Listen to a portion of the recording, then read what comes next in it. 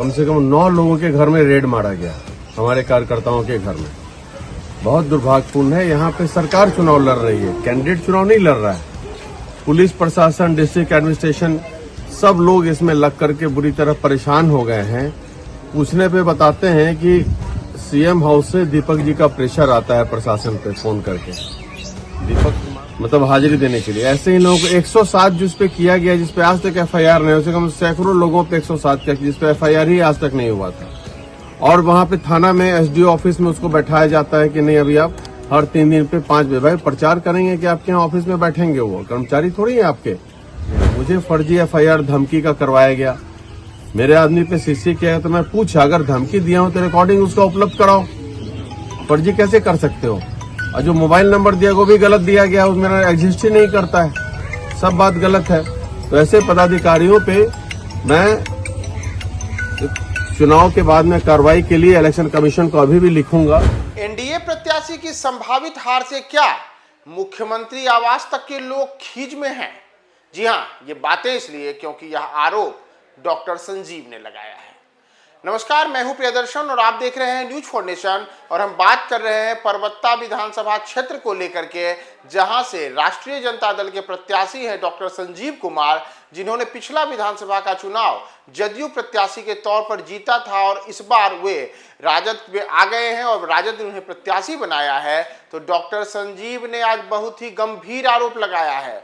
उन्होंने कहा है कि वैसे लोग जिनको आजीवन कारावास की सजा मिली हुई है न्यायालय के द्वारा, उन लोगों को चुनाव के ठीक पहले जमानत पर बाहर लाया गया है और आज गली गली घूम घूम करके वे लोग परबत्ता की जनता को धमका रहे हैं, वहां के मतदाताओं को भयभीत कर रहे हैं कि डॉक्टर संजीव के पक्ष में मतदान न करें और अगर ऐसा करते हैं तो उन्हें गंभीर परिणाम भुगतने होंगे। और इन तमाम चीज़ों को लेकर के डॉक्टर संजीव ने जो बिहार के पुलिस महानिदेशक हैं यानी डीजीपी हैं, उनको पत्र भी लिखा है, मुख्य चुनाव आयुक्त तक को पत्र लिखा है। और इन तमाम चीज़ों के बीच अब जो वहाँ के ऑब्जर्वर हैं उन्होंने इसे लेकर के एक बड़ी कार्रवाई की है, सख्त निर्देश दिया है और खगड़िया के एसपी को कहा है कि डॉक्टर संजीव ने जो आरोप लगाया, जैसे जो अभी आपके स्क्रीन पे चिट्ठी चल रही होगी, ये वही पत्र है जो पत्र डॉक्टर संजीव ने पहले पुलिस महानिदेशक और मुख्य चुनाव आयुक्त को लिखा था। और उसके बाद ये जो दूसरा पत्र आपके स्क्रीन पे चल रहा होगा,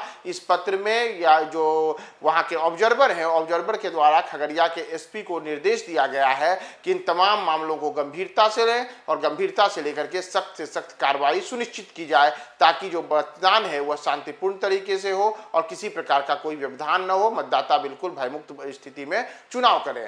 तो इन तमाम चीजों को लेकर डॉक्टर संजीव और क्या बातें कह रहे हैं, हम आपको उनके पूरे बयान के साथ छोड़े जाते हैं। परबत्ता विधानसभा क्षेत्र में पिछले जब से नॉमिनेशन हुआ है लगभग 5-6 लोगों पे फर्जी केस किया गया और सब लोगों पे हमारे कार्यकर्ता, राजद के कार्यकर्ताओं को परेशान किया जा रहा है।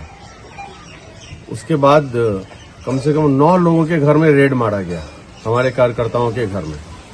बहुत दुर्भाग्यपूर्ण है। यहाँ पे सरकार चुनाव लड़ रही है, कैंडिडेट चुनाव नहीं लड़ रहा है।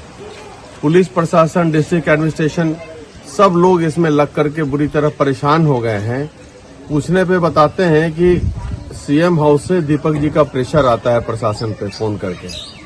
दीपक कुमार जो वहाँ के हैं प्रधान सचिव हैं सीएम के, XIS, उनका आता है।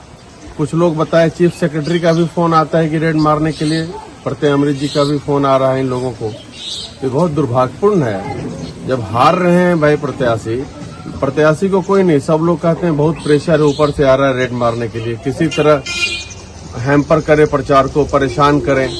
तो लेकिन इसके बाद फिर मैं ऑब्जर्वर को मैं बोला, इलेक्शन कमीशन को लिख के दिया ये सारी इशू को, तो उन्होंने जवाब मांगा और हमारे लोगों पे फर्जी केस करके सीसीए लगा करके और उन लोगों को गलत तरीके से उनको भेज दिया गया जहानाबाद सुबह शाम करने के लिए, मतलब हाजिरी देने के लिए। ऐसे ही लोगों को 107 जिस पे किया गया, जिस पे आज तक एफआईआर नहीं, उसे कम सैकड़ों लोगों पे 107 का, जिस पे एफआईआर ही आज तक नहीं हुआ था।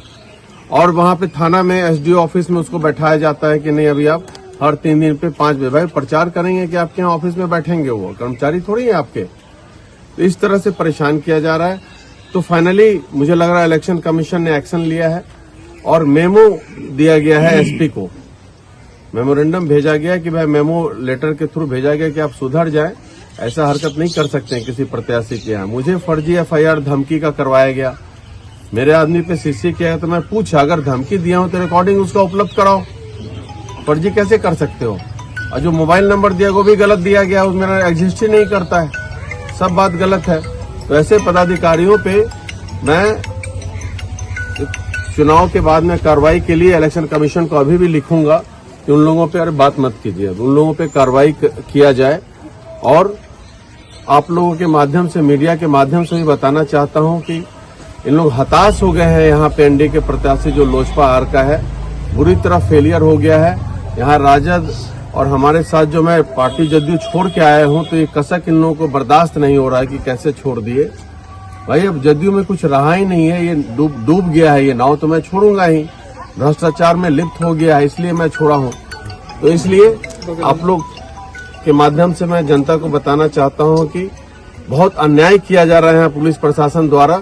आप लोग एकत्रित रहें, लेकिन परबत्ता की जनता एकत्रित है, एक मुश्त है, और सब मिल करके 6 तारीख को 3 नंबर क्रमांक पे लालटेन छाप पे बटन दबाकर इन लोगों को मुंहतोड़ जवाब देगी बिहार सरकार को। धन्यवाद। सूरज की पहली किरण के साथ जाग उठा बिहार, हर मत बने नई उम्मीद, हर कदम जिम्मेदारी।